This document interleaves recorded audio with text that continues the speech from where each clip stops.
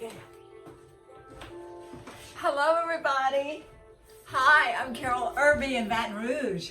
So good to see you this week.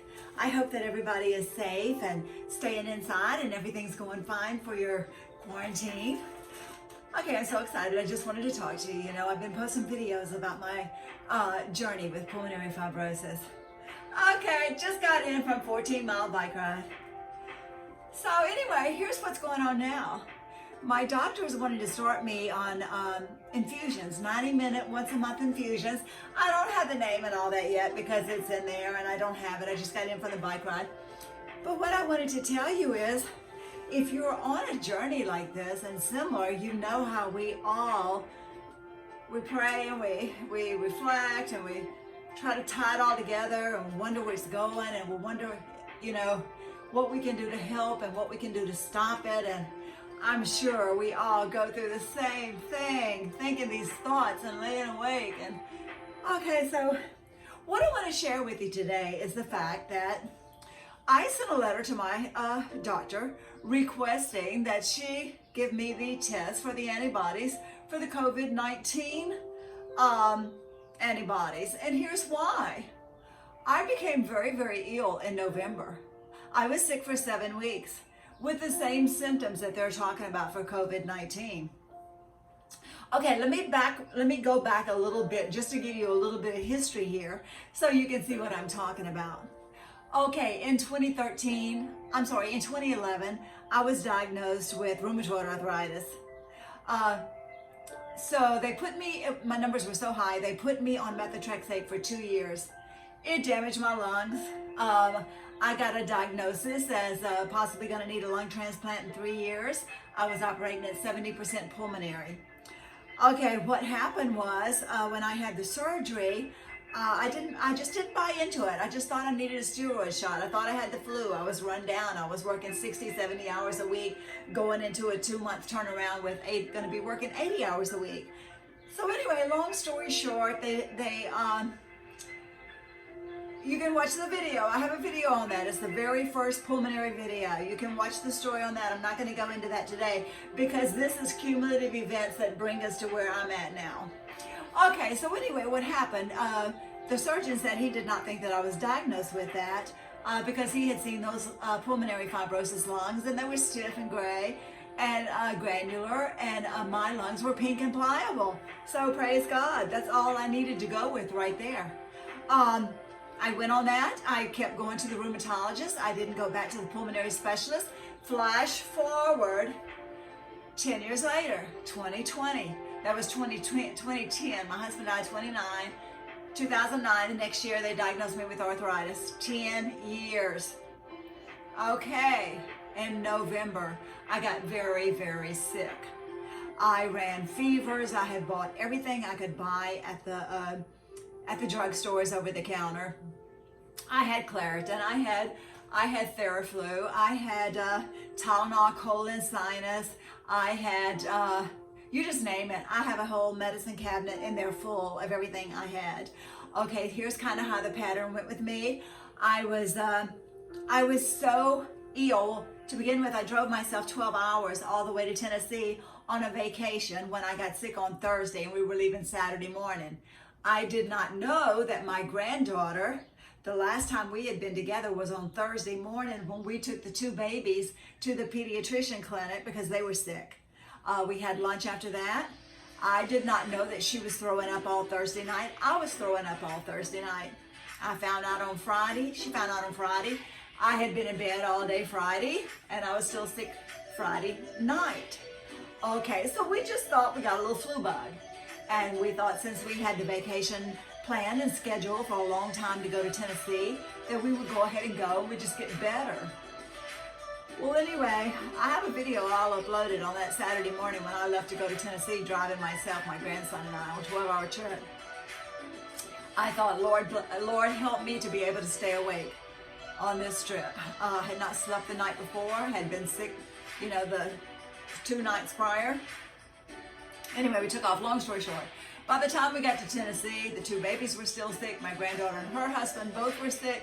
I was sick and my grandson started getting sick. When we got to Tennessee, we had my daughter and her husband. There was 8 of us.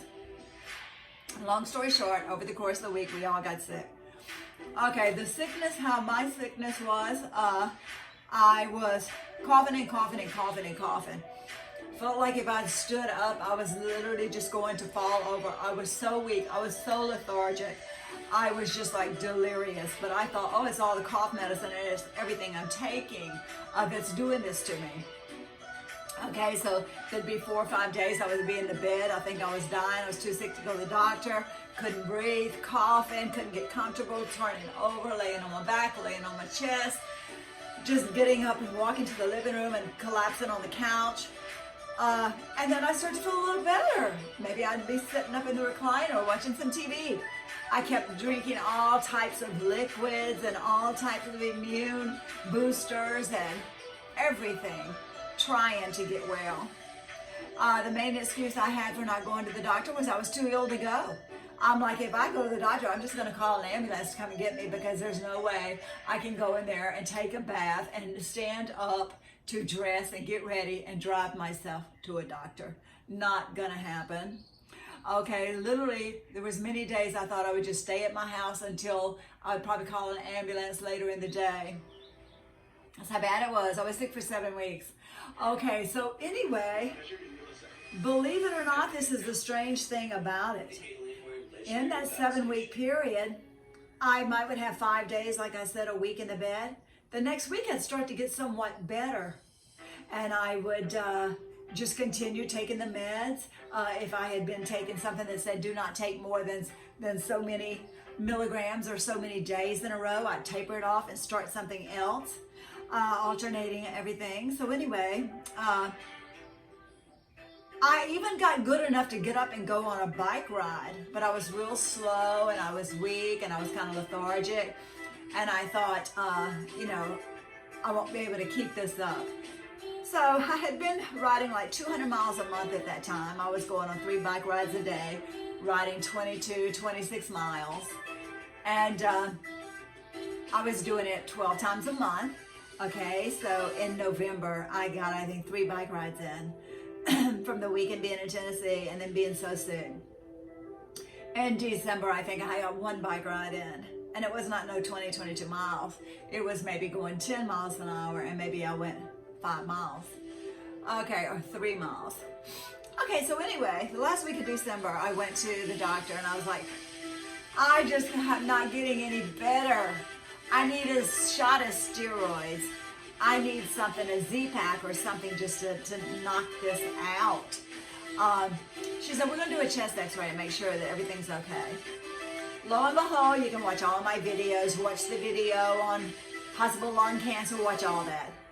Okay, that leads you up to where I'm talking today. Okay, so anyway, they thought I had lung cancer. I went through all that rigmarole with all the tests and all the cats, all the pets, all the everything, biopsies, no cancer. But these extremely damaged lungs, so damaged that they turned me over to the lung transplant team. I've not been to the lung transplant team because COVID-19 hit. They told me to stay out of New Orleans because I was afraid once it hit in New Orleans, and if I got it, it would kill me. So they told me to stay in Baton Rouge quarantine. They said you can ride your bike because we do believe that your lungs being strong is what has got you this far. And we don't know what's wrong with them yet, So, showing severely damaged lungs with pulmonary fibrosis.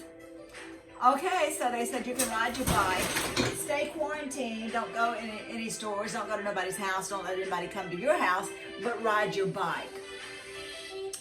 Okay, so I hadn't ridden my bike very much since November. So I did make it on a 15-mile bike ride. It was so good to be outside, and it was just absolutely awesome. I've been going on my three or 4 or 5 day a week bike rides now that we're in quarantine. And when I started, I was riding 7 a day. And then I think I maybe for like a week or 2.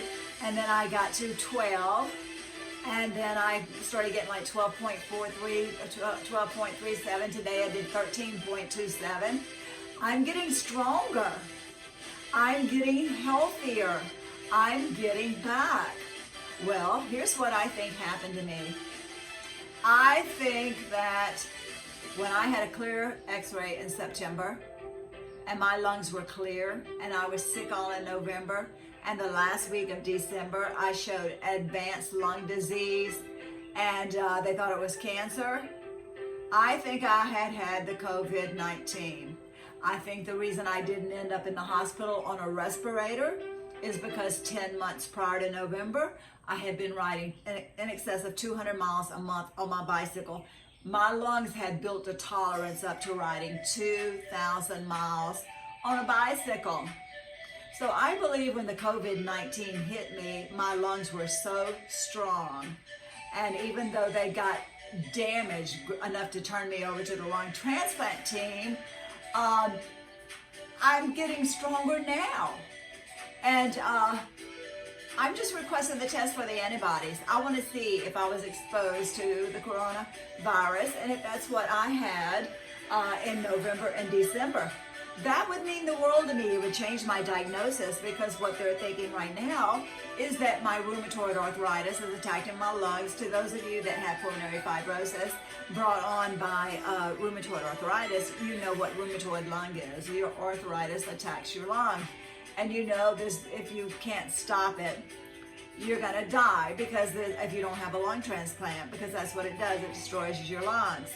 Well, I'm at the point now, they're gonna turn me over to the transplant team, and they said, not that means that you're fixing to have a lung transplant, it's a long process to get you qualified for the lung transplant. And so they were thinking that possibly that there would be some other, I don't know all the procedures, but I was just simply told that the pulmonary specialist I was at topped him out, and from that point on, you would go to the specialists that specialize in lung transplants. They were the ones with the therapies and the drugs, and they knew how to treat pulmonary fibrosis. So I'm left with my precious pulmonary specialist. I love her, but I'm left with her saying, well, if we don't stop the arthritis, your lungs are just going to keep being destroyed, and you could possibly end up on the waiting list for a lung transplant. Last ditch effort, we're going to try this 90-minute infusion starting April 21st.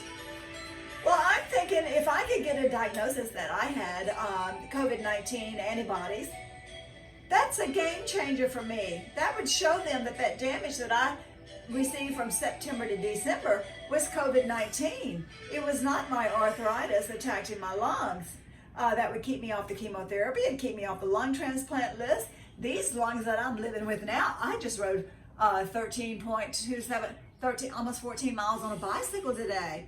That's whatever portion of my lungs is not damaged, that's what's allowing me to be able to do that.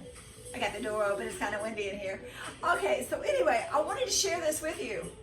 Get active in the prognoses that your doctor has listed for you, and get active and try to read all you can and check things out and keep a timeline and get involved and don't give up, because look, I've been diagnosed with this pulmonary fibrosis now 10 years. And I've had an awesome life. I've been healthy. I've worked, a 7-year job in the Exxon, with all the continuous turnarounds in the turnaround department. Getting up at 3:50 every morning, working lots of hours. I've been healthy. I eat vegetarian. I ride my bicycle. I think positive, daily prayer, affirmations. Looking for the best thing that can happen. What can I do to help myself? I know it's faith. It's a faith walk. And I fully trust that God's got my back. But at the same time, I'm going to be doing my part. And so I just want to encourage you to get involved. Do the best you can do. Be the best you can do in whatever you're going through, whatever stage of this disease that you may find yourself in. There's a spectrum. We don't know. I don't know where I'm at on the spectrum. I have a hard time thinking I'm heading to a transplant, a lung transplant. Don't even know what they're calling me, what progression. I don't think it's even done like first stages, first, second, third, fourth. I think it's something like slight, mild, moderate. Where am I on the spectrum? Nobody's telling me nothing. All I found out it was not lung cancer. And here you're gonna go. You're gonna go back to the pulmonary specialist where I hadn't been in 10 years, and they're gonna start working with you. Okay, everybody, I just wanted to jump on here and share with you, share my walk with you. I can't be the only person that's going through this. I know the frustration. I know the nights and the time that you waste laying awake thinking about this and when did that happen. Get your piece of paper, keep a timeline, document your thing, make some videos. You can help somebody else. Okay, everybody, I'm Carol Gray, and I'm going to start sharing with you the foods and all that I eat.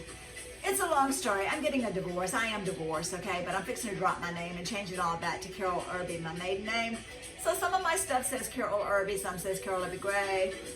So anyway, you can find me on YouTube. If you're seeing me here, you can start to save my videos if the name changes or not. Keep in touch with me, and I'll keep in touch with you. And from the bottom of my heart, I pray for you.